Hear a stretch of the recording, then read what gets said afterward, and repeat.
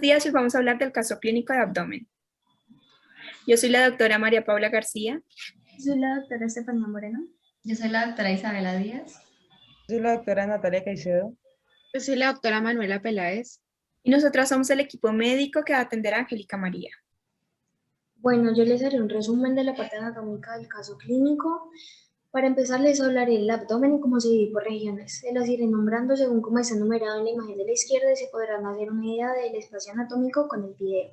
En su lado derecho tenemos el hipocondrio derecho, el lumbar derecho, el ilíaco derecho. En su parte más medial tenemos el epigastrio, el umbilical y el hipogastrio. Y en su lado izquierdo tenemos el hipocondrio izquierdo, el lumbar izquierdo y el ilíaco izquierdo. De las que les nombré anteriormente me enfocaré en tres. Primero les hablaré del epigastrio. Este está conformado por el estómago, exactamente su antro pilórico y su curvatura menor. También por el duodeno, el lóbulo izquierdo del hígado, la cabeza del páncreas, la vena cava inferior y una porción de la aorta torácica. Este limita hacia arriba con el proceso sifoides del esternón y con los bordes condrales que forman el arco costal. Hacia abajo con la región umbilical y hacia los lados con los bordes laterales del músculo recto del abdomen. Se encuentra entre los hipocondrios derecho e izquierdo. Ahora les hablaré un poco más de estos hipocondrios. Esta es la región abdominal superior y lateral a cada lado de la región epigástrica. Están sobre y debajo de las costillas falsas. En el hipocondrio derecho encontraremos el óvulo hepático derecho, la vesícula biliar, una parte del riñón derecho, la glándula suprarrenal derecha y el ángulo hepático del colon. En el hipocondrio izquierdo encontraremos el vaso, la cola del páncreas, el estómago, exactamente su curvatura mayor, el ángulo esplécnico del colon o flexura cólica izquierda, el polo superior izquierdo del riñón y la glándula suprarrenal izquierda. Bueno, ahora les hablaré del órgano más importante para este caso clínico, que es el hígado. Es el órgano más voluminoso del organismo, está situado debajo del diafragma, encima del duodeno y delante del estómago. Este ocupa la concavidad diafragmática. El hígado presenta dos caras y un borde, la cara diafragmática que está revestida de peritoneo, la visceral y un borde que los une a las dos. La cara diafragmática está dividida en dos, que es un lóbulo derecho, un lóbulo izquierdo y está dividida por el ligamento falciforme. También una de las partes del hígado está unida al estómago mediante el ligamento hepatogástrico que va desde la cara visceral de esta hasta la curvatura menor del estómago. Otra está unida al duodeno mediante el ligamento hepatoduodenal que va desde la cara visceral del hígado hasta la primera porción del duodeno. Estos dos ligamentos conforman el aumento menor y está conectado a la pared abdominal anterior y el diafragma por el ligamento falciforme. El ligamento coronario también conecta la porción posterior de la cara diafragmática del hígado al diafragma. Ahora les hablaré acerca de su vascularización. Debemos saber que el hígado está irrigado a través de la arteria hepática propia, que es rama de la arteria hepática común, que viene del tronco celíaco y de este hasta la aorta. Al llegar al hígado, esta arteria se divide en arteria hepática izquierda y derecha para luego subdividirse en segmentos hepáticos junto con la vena porta hepática y los conductos hepáticos. Estas son las llamadas tríadas portales.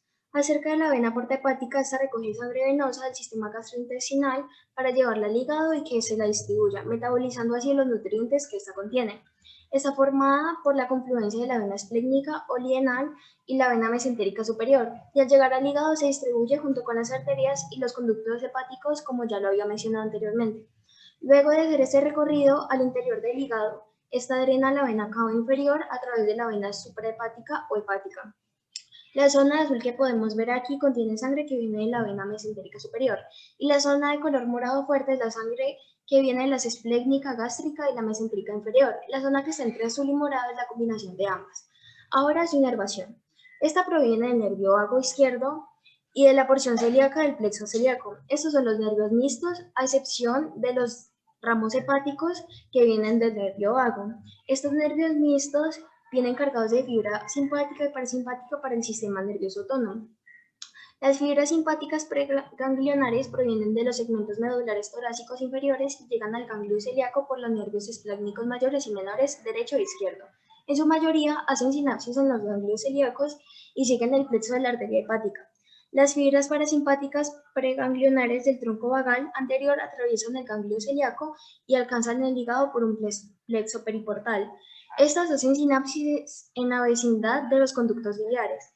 El tronco vagal posterior envió algunas fibras directas a través del aumento menor para el lobo izquierdo, otras forman con las fibras postganglionarios del simpático complejo alrededor de la arteria hepática.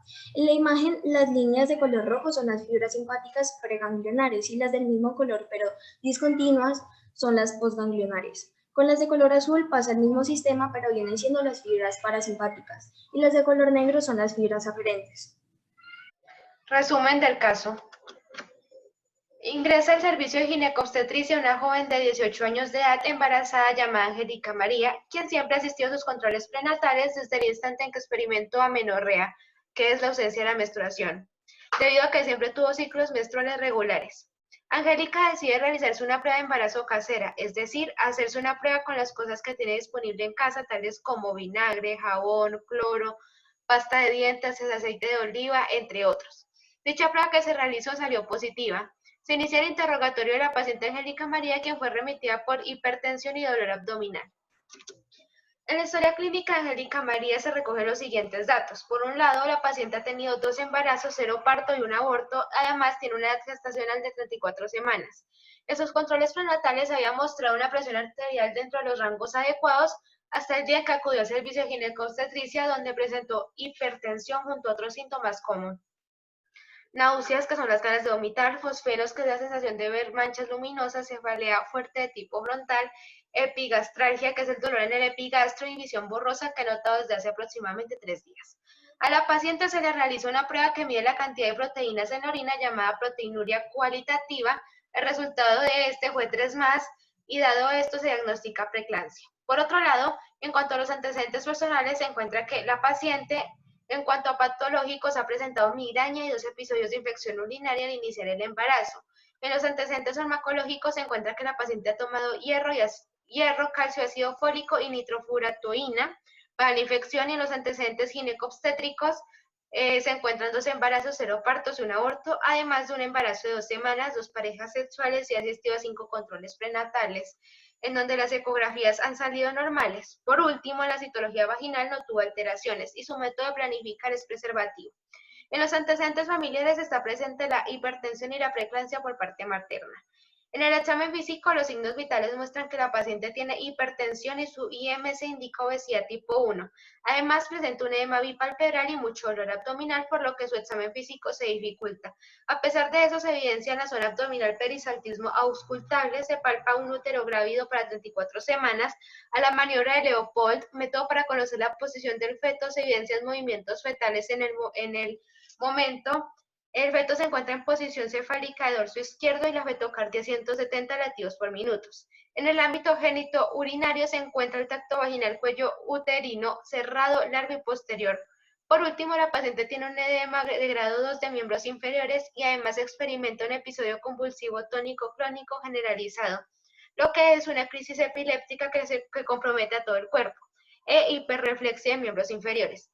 La paciente es hospitalizada y se le realizan unos paraclínicos en donde se encuentra proteinuria en 24 horas 5 gramos, ALT 40 lo que es normal, AST 402 lo que está muy elevado, fosfatasa alcalina que es 108, el cuadro hemático pues indica hemoglobina 11 que está bajito, hematocrito 33, leucocitos 6000, neutrófilos 60%, linfocitos 20%, monocitos 3%, BUN 10, rango normal es entre 5 a 8, por lo que indica que está elevado, creatinina 1,5. Dada la inestabilidad de Angélica María, se decide pasar a sonda vesical obteniéndose un volumen urinario de 400 en 24 horas. La paciente experimenta hipotensión, razón por la cual requiere una reanimación hídrica de forma agresiva y urgente. Por estas razones lleva a cesárea, nace un producto en buenas condiciones generales. Se decide realizar una laparotomía exploratoria buscando la causa de dicha hipotensión, que se cree que puede ser una ruptura de hematoma subcapsular hepático. Relación entre hallazgos clínicos y anatomía. La presión arterial es la fuerza que ejerce la sangre contra las paredes de las arterias. La hipertensión es cuando esta fuerza es demasiado alta. La preeclampsia es una enfermedad multisistémica que afecta a unos órganos diana, que son el riñón, el cerebro, el corazón, los pulmones y el hígado. Ocurre después de la semana 20 de gestación y tiene presencia de proteínas en la orina, como se mostró en la proteinuria de Angélica María. La causa exacta no se conoce muy bien, pero se cree que uno de los factores es la insuficiencia placentaria debido a una remodelación deficiente de la vasculatura materna de perfusión en el espacio intervelloso. La hipoxia e isquemia placentaria generan diferentes factores que afectan el endotelio vascular materno, el cual tiene roles importantes como el control de tono de la capa de músculo liso y la regulación de anticoagulación. Por otro lado, la deficiencia de óxido nítrico, que es un regulador importante de la presión arterial, predispondría a la ocurrencia de preeclampsia. El primer órgano materno que se afecta es el endotelio vascular en el riñón. Inicialmente ocurre un daño funcional que se caracteriza por una intensa vasoconstricción que causa hipertensión y formación de edemas. Posteriormente, ocurre un daño estructural que se manifiesta como las proteínas en la orina, que se debe al edema de la célula endotelial y a la distribución del endotelio fenestrado en el pocito renal. Los edemas de Angélica, tanto el bipalpebral como el de miembros inferiores, son resultado de la retención de líquido debido a esta pérdida de proteínas por la orina, lo que provoca que el líquido salga del interior de las células. Por otro lado, la paciente tiene un volumen urinario bajo debido al daño estructural del riñón. Las manifestaciones de la preeclampsia en el sistema nervioso central abarcan cefaleas y alteraciones visuales como visión borrosa y fosfenos, los tres presentes en Angélica, debido a la alteración de permeabilidad de la barrera hematoencefálica con el consiguiente edema cerebral por la hipertensión arterial, ocasionando finalmente la eclampsia, que se define como la presencia de convulsiones tónico-clónicas generalizadas presentes en la paciente. Otro hallazgo específico de la preeclampsia y que encontramos en Angélica es la hiperreflexia, que es una reacción anormal exagerada del sistema nervioso autónomo y es un indicativo de una lesión en alguna parte del sistema nervioso central, ya que se produce una respuesta exaltada porque las vías afectadas no son capaces de enviar una señal coordinada y acorde al estímulo proporcionado. Entre sus síntomas están la ansiedad, la hipertensión, el dolor de cabeza y la visión borrosa, todos observados en la paciente.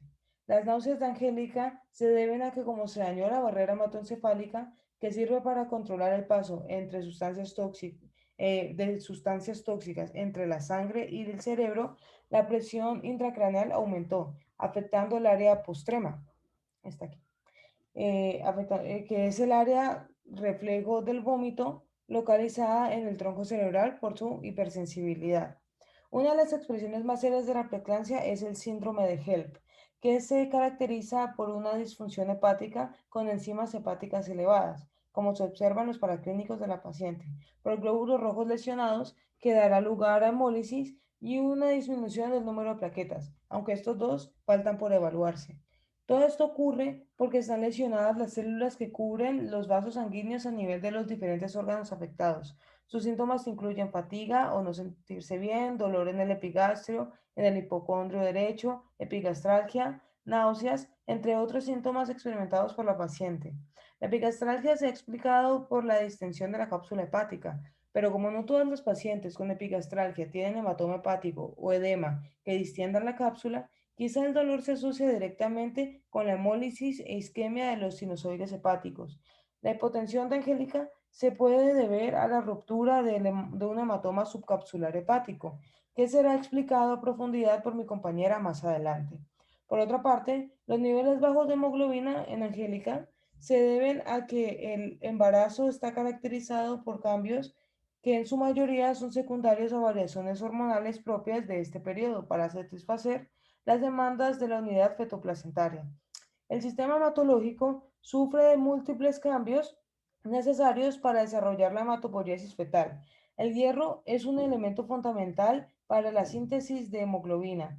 Durante el estado de gestación, los requerimientos de este mineral son mayores debido a un incremento de volumen sanguíneo y el conteo total de glóbulos rojos. Sin embargo, la disminución de la concentración de hemoglobina en un embarazo no necesariamente significa una deficiencia de hierro en la dieta, sino que ocurre como fenómeno universal de un proceso de hemodilución sanguínea por expansión vascular, que favorece el flujo arterial útero-placentario y con ello el adecuado crecimiento del feto. El diagnóstico diferencial número 1 es el hígado graso agudo del embarazo. Esta es una complicación grave, muy poco común y exclusiva del embarazo, que conlleva a una insuficiencia hepática aguda y potencialmente fatal. Se caracteriza porque produce una infiltración de grasa de los hepatocitos maternos, provocando un proceso inflamatorio agudo y severo que conlleva a un fallo hepático. No se sabe con exactitud cuál es su causa, pero se ha relacionado con una disfunción mitocondrial que desata una perturbación en la beta-oxidación de ácidos grasos. Fisiológicamente, durante la actividad o en periodos de ayuno, los ácidos grasos son moléculas que se oxidan para que se conviertan en fuentes de energía para el cerebro, corazón y músculo esquelético. En esta patología existe una deficiencia en la enzima 3-hidroxiacil-CoA deshidrogenasa de cadena larga, producido por una mutación autosómica recesiva debido a una variación del gen ACADM que causa un exceso de ácidos grasos de cadena larga a nivel fetal y llegan a la circulación materna y sobrepasan la competencia de la función hepática de la madre, provocando un fallo hepático. Los síntomas iniciales suelen ser inespecíficos y progresivos, incluidos desde malestar general, náuseas, vómitos, dolor abdominal, epigastralgia, síntomas de hipoglucemia, ascitis, ictericia, fiebre, hasta encefalopatía. También se han reportado hasta en el 50% de los pacientes edema, proteinuria e hipertensión arterial. Lo más indicado para dar el diagnóstico es la biopsia hepática, la cual evidencia la esteatosis microvascular, pero no es común realizarla por la necesidad de un diagnóstico oportuno y un manejo precoz, por lo que se usa un conjunto de criterios clínicos y de laboratorio para el diagnóstico. Histológicamente se observa infiltración de grasa microvesicular de los hepatocitos con signos de inflamación. Asimismo, se observa una microscopía electrónica, alteraciones en el tamaño y forma mitocondrial. Los criterios de SANSEA ayudan a simplificar el trabajo de diagnóstico en caso de sospecha clínica y se necesitan entre 6 o más criterios presentes para el diagnóstico. En el caso de nuestra paciente están resaltados los criterios con los que cumple, pero como podemos observar no sobrepasa los 6, por lo que esa enfermedad debe ser descartada. Dado que se trata de una enfermedad que es reversible con el parto y que la circunstancia patológica del hígado suele ser autolimitada, la interrupción del embarazo provocando el parto se convierte en el tratamiento definitivo. La vida de parto dependerá de la individualización de cada caso en vista del compromiso materno y fetal. Cabe resaltar que esta patología se relaciona estrechamente con el síndrome de HELLP, causando confusión para dar un diagnóstico, por lo que habría que considerar esta patología también. Diferencial número 2, insuficiencia renal aguda intrínseca. Uno de los diagnósticos diferenciales para Angélica María es la insuficiencia renal aguda, IRA, la cual es el deterioro brusco de la función renal que puede ocurrir de horas a días y como consecuencia de ella se da la retención nitrogenada. En la insuficiencia renal aguda intrínseca hay daño tisular agudo del parénquima renal y la localización del daño puede ser glomerular, vascular, tubular o intersticial. La forma más frecuente de insuficiencia renal aguda intrínseca es la necrosis tubular aguda NTA, siendo la causa más frecuente de esta la hipoperfusión renal prolongada. La causa más frecuente de la insuficiencia renal aguda en el embarazo es la asociada a la preeclampsia-eclampsia. De hecho, cabe resaltar que este es un síndrome que complica el embarazo humano desde la semana 20, caracterizado por la aparición gradual de edema, hipertensión arterial sistémica y proteinuria. El primer órgano materno que se afecta es el endotelio vascular, principalmente en el territorio renal. Los síntomas de la insuficiencia renal aguda son disminución del volumen de la orina excretado, diuresis, proteinuria, retención de líquido que causa hinchazón de las piernas, los tobillos o los pies, falta de aire, fatiga, desorientación, náuseas, debilidad, visión borrosa, ritmo cardíaco irregular, hipertensión, dolor u opresión en el pecho, convulsiones o comas en casos severos. Angélica María presenta varios de estos síntomas. Además, presenta elevados niveles de BUN, que es nitrógeno ureico en la sangre, y creatinina, factores clave para identificar una falla renal, ya que durante esta se produce una disminución del filtrado glomerular y un acúmulo de productos nitrogenados séricos como lo son la urea y la creatinina en la sangre, con incapacidad para regular homeostasis, que es el equilibrio ácido-base. La insuficiencia renal aguda puede producirse cuando existe una enfermedad que reduce el flujo normal de la circulación de la sangre hacia los riñones. Hay una lesión directa en los riñones. Los uréteres de los riñones obstruyen y los desechos no pueden eliminarse del cuerpo a través de la orina. Cuando hay una complicación derivada de la preeclampsia, En el caso de la paciente, esta insuficiencia renal aguda puede ser secundaria a los daños causados por el cuadro evolutivo que tuvo de preeclampsia-eclampsia. Las posibles complicaciones de la insuficiencia renal aguda son acumulación de líquido en distintas áreas del cuerpo, dolor en el pecho, se inflama la capa que cubre el corazón, que es el pericardio, debilidad muscular debido a que los fluidos corporales y los electrolitos están desequilibrados, lesión permanente de riñón como pérdida permanente de las funciones renales o enfermedad renal terminal y en última instancia la muerte. El tercer diagnóstico es el síndrome de HELP con complicación de hematoma subcapsular hepático. Teniendo en cuenta los síntomas y los resultados de los paraclínicos de la paciente, esta cursa con eclampsia, un trastorno hipertensivo del embarazo, que se complicó dando como resultado un síndrome de HELP. Este síndrome puede presentarse desde la mitad del segundo trimestre del embarazo y el 70% de los casos se presenta entre las 27 y las 37 semanas de gestación. Se conoce que típicamente va precedido de un cuadro de hipertensión y proteinuria, junto a factores clínicos como vómitos y dolor en el epigastrio. Las pacientes con evidencia de preeclampsia, dolor en cuadrante superior derecho y náuseas deben ser seriamente evaluadas para potencial síndrome de HELP, como lo es el cuadro clínico de Angélica María. Las manifestaciones clínicas son muy variadas y con frecuencia inespecíficas, por lo que se recomienda realizar un hemograma y determinación de enzimas hepáticas a toda gestante en el tercer trimestre de embarazo que inicie con estos síntomas inespecíficos. Otras manifestaciones observadas con menos frecuencia son convulsiones, ictericia, hemorragias y dolores musculares erráticos. En la exploración física es importante destacar que el 50% cursa con hipertensión grave, mayor o igual a 160/110, como lo es el caso de la paciente. El laboratorio básico en toda paciente con sospecha de síndrome de HELP es el siguiente: hemograma completo con niveles de plaquetas, análisis de orina, creatinina sérica, deshidrogenasa láctica, ácido úrico, bilirrubina indirecta y total, AST y ALT. En este síndrome puede haber un serio compromiso hepático, con eventual hemorragia subcapsular y raramente una ruptura hepática. Esto se evalúa principalmente con la elevación de la aspartato-aminotransferasa, la cual coincide con los paraclínicos de Angélica. Además, se evalúan la alanina-aminotransferasa y deshidrogenasa láctica. Para llegar a esta sospecha clínica debemos tener en cuenta en primer lugar los factores de riesgo, ya que el 80% de los hematomas hepáticos subcapsulares ocurren en el curso de una preeclampsia. Por tanto, y sobre todo en el contexto de una paciente que sufre de eclampsia con síndrome de HELP, el conjunto de síntomas inespecíficos anteriormente descritos deberían sugerir la posibilidad de la existencia de un hematoma subcapsular. Esto hace que el diagnóstico de la paciente Angélica tome este rumbo, pues sus síntomas coinciden junto con los resultados de sus paraclínicos, que indican alteraciones para daño hepático.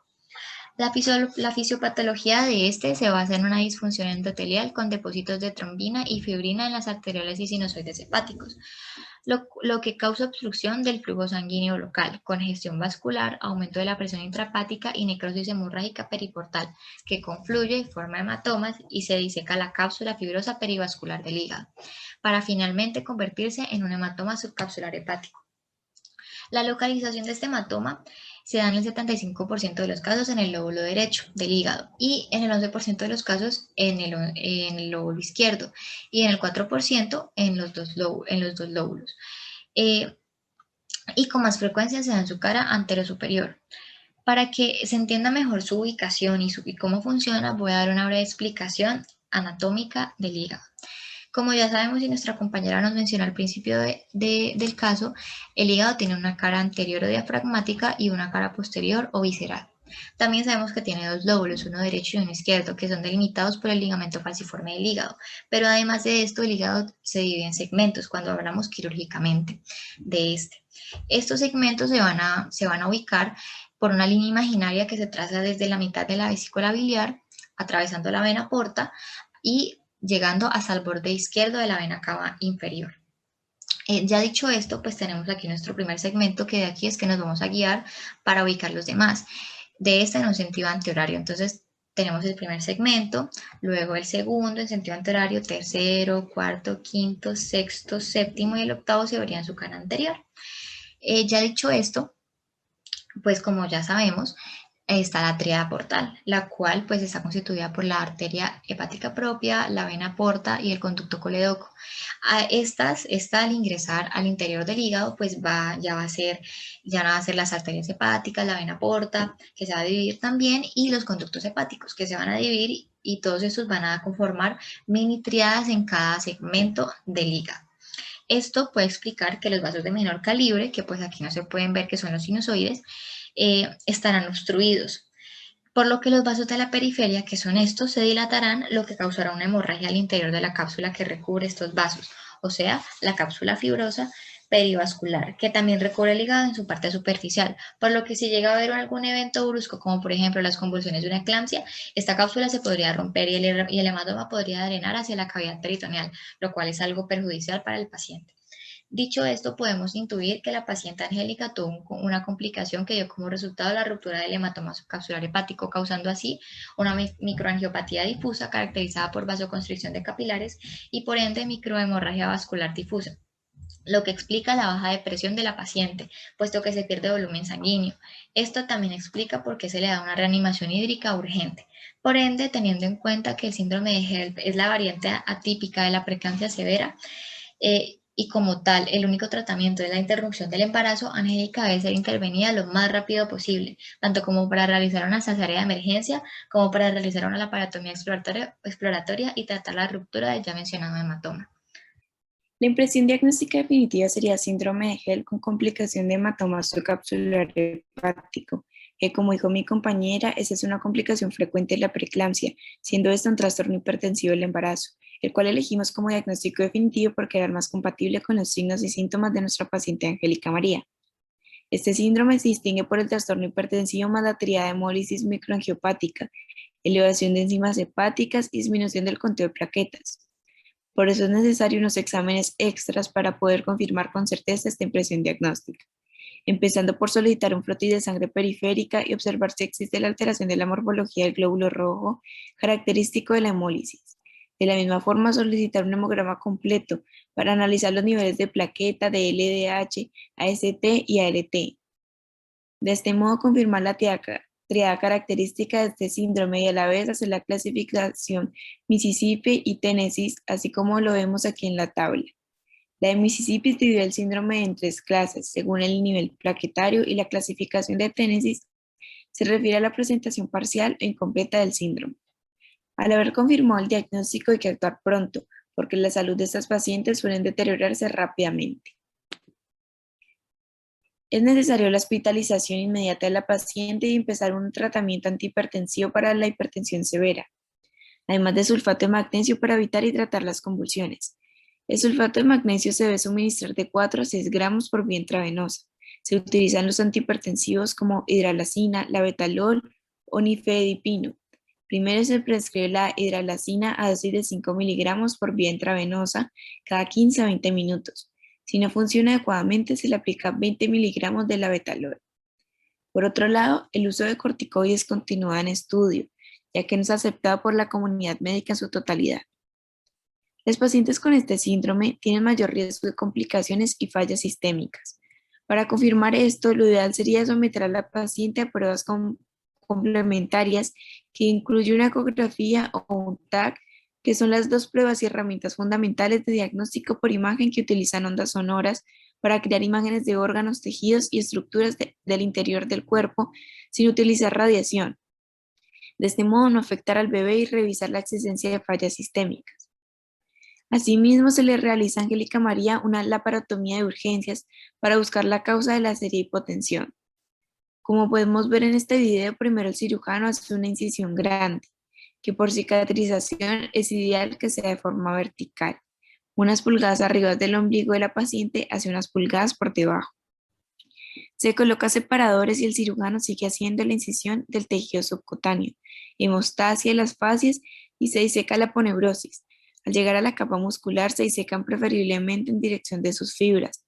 Pasamos el oblicuo externo, oblicuo interno, oblicuo transverso, aponeurosis posterior, fascia transversalis hasta llegar a la fascia extraperitoneal y finalmente al peritoneo. Luego de llegar a la cavidad abdominal se procede a inspeccionar esta, sus órganos y sus tejidos con el objetivo de encontrar el causante de la hipotensión. En nuestra paciente se encontró un hematoma subcapsular hepático, que es una rara complicación del síndrome de HELP. En su proceso evolutivo el hematoma puede romperse, como vemos en estas imágenes. Y también como es el caso de nuestra paciente, en ocasiones puede incluso producir una insuficiencia hepática aguda severa, lo que ocasiona una elevada mortalidad. En caso de encontrar una ruptura hepática contenida, se puede adoptar una actitud expectante. Lo ideal sería, en llegado caso, realizar una compresión hepática de empaquetamiento, luego una sutura hepática y ligadura de arterias hepáticas.